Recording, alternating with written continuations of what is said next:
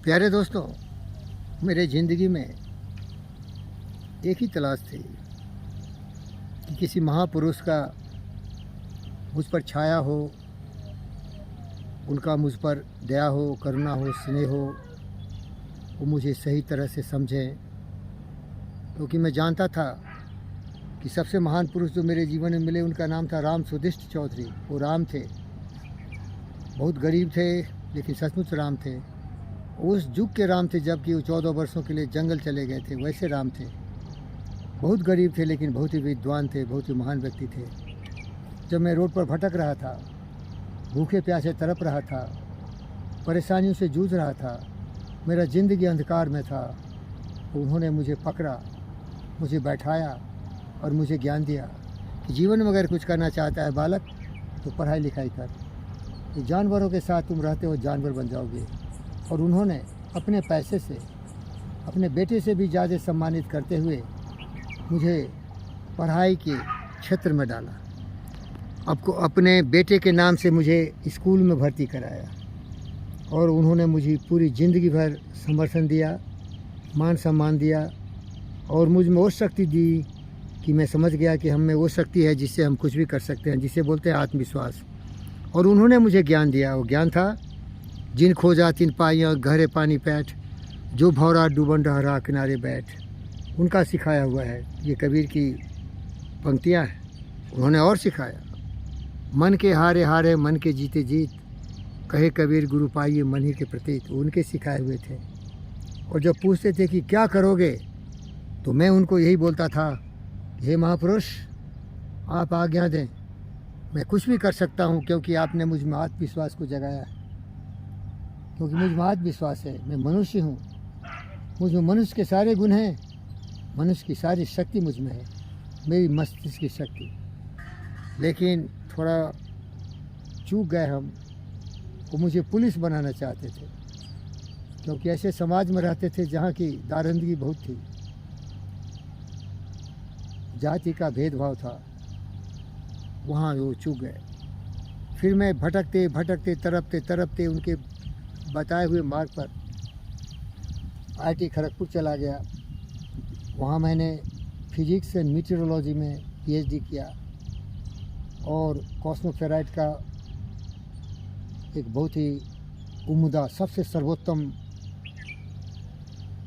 कार्यकर्ता बना। और उसके आधार पर मैं NMDC में आ गया। वो नरक था मेरे जीवन का। वहाँ नालायक का मैंने कुत्तों की झुंड थी, भेड़िए थे। वो गुण के शौकीन नहीं थे क्योंकि वो मिट्टी बेचता है। मिट्टी बेचने वाले का बुद्धि कैसा होगा। उस साले को दिमाग में भूसा कसा हुआ था। एक से एक बड़े चोर मिले, धोखेबाज मिले, गाली गलौज करने वाले।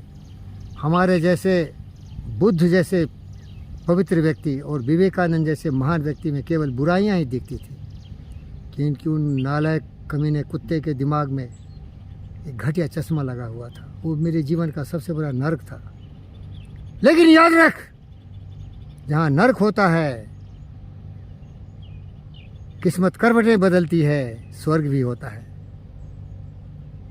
और स्वर्ग मिल गया मुझे। मानव रत्ना डॉक्टर GV कृष्णा रेड्डी साहब से मेरा मुलाकात हुआ। वो महान व्यक्ति साक्षात कृष्ण के अवतार थे। मुझे देखा, मुझे पहचाना, मुझे शिष्य बनाया। मैंने उनको गुरुदेव बोला और वहाँ मेरे स्वर्ग का सिलसिला शुरू हुआ।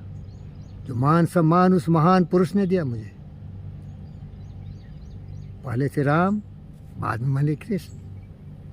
तो आप पूछ रहे थे कि महान व्यक्ति मिले। यस, जो राम थे वो मेरे चाचा थे और जो कृष्ण थे वो अभी भी हैं, सदा रहेंगे, सहस्र आयु होंगे। और मुझे वो सम्मान दिया, वो मान दिया जिसके लिए बड़े बड़े लोगों को ईर्ष्या द्वेष होती है। मुझसे लोग ईर्ष्या करते थे क्योंकि वो महान पुरुष वो जौहरी थे जो हीरा को पहचानते थे। जय हो गुरुदेव, जय हो महान पुरुष मानव रत्ना डॉक्टर GV कृष्णा रेड्डी। मैंने महान पुरुष को देखा है। लेकिन दोस्त, मैं ये भी बताना चाहता हूँ कि मेरी यात्रा जो शुरू हुई, बचपन से आज तक अनेक महान पुरुष पैदा मिले मुझे।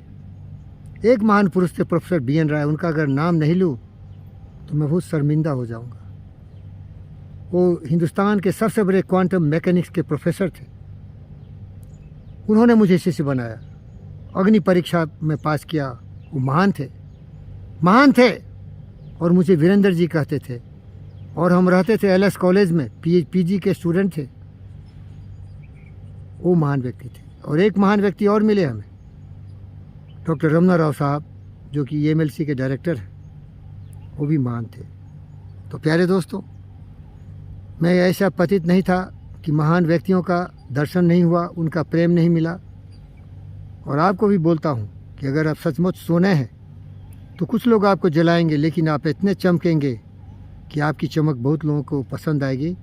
अगर आप सचमुच हीरा हैं तो बहुत लोग आपको ढेला समझेंगे, पत्थर समझेंगे।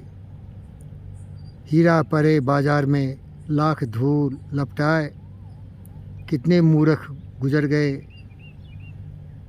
जौहर लिए उठाए।